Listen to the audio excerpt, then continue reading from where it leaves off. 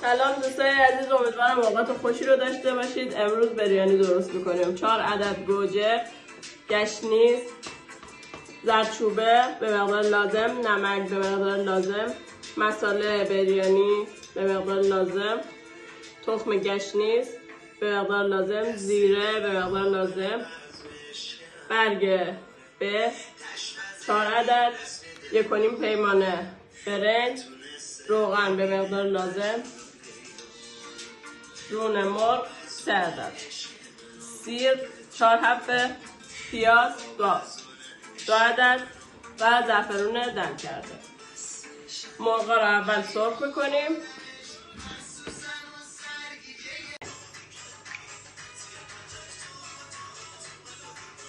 روغن رو میذاریم داغ شه.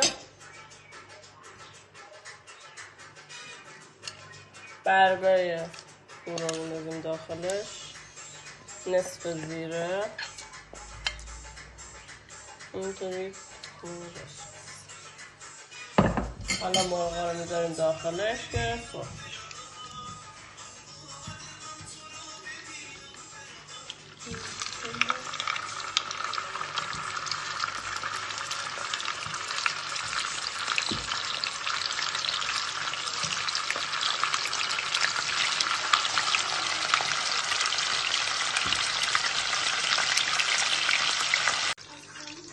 مرغا سرخ شد. اول پیازا رو میذاریم پخت میدیم.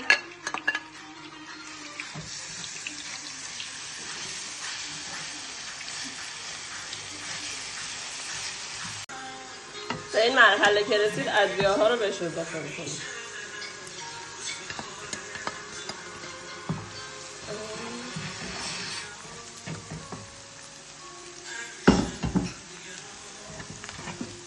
و همچنین گوجه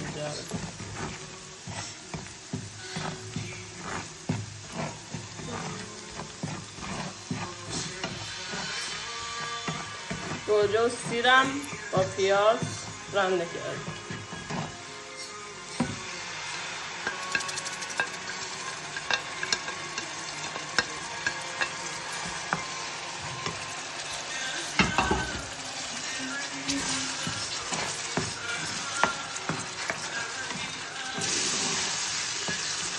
مرغم داخلش می‌ندازیم که یکم طعم مرغ داخلش.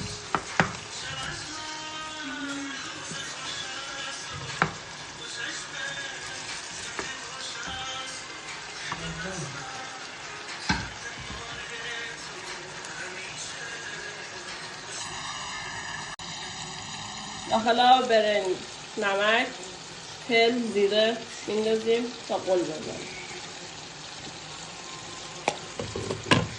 وقتی آب قل زد برنجا رو داخلش خالی میکنیم.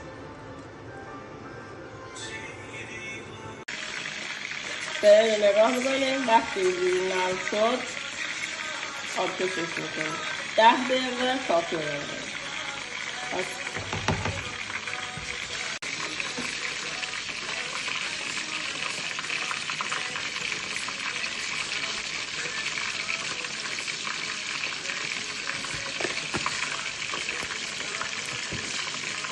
برای تحقیق من کنجد گذاشتم زیر سیب زمینی ها ریختم. حالا سیب زمینی دارم.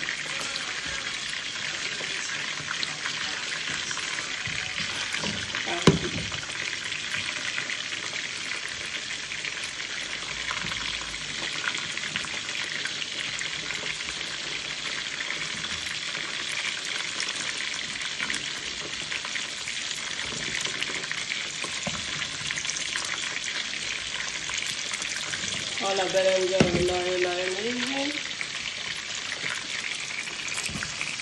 یه لایه برنج و مواد رو لاستیم.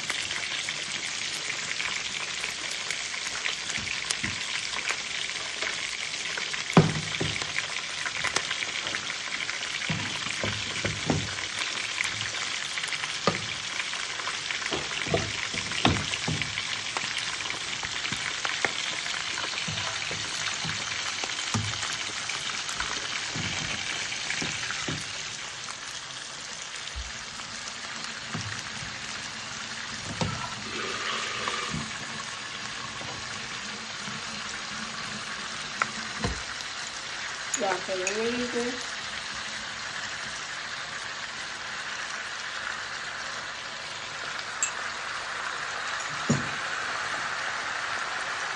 همچنین گشنیز.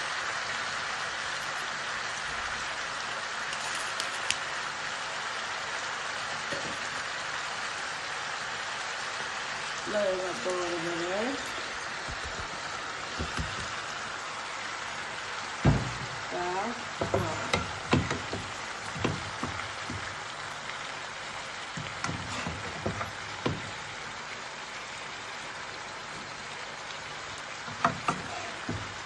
یه مدت نیم ساعت 40 دقیقه میذاریم مواد دم.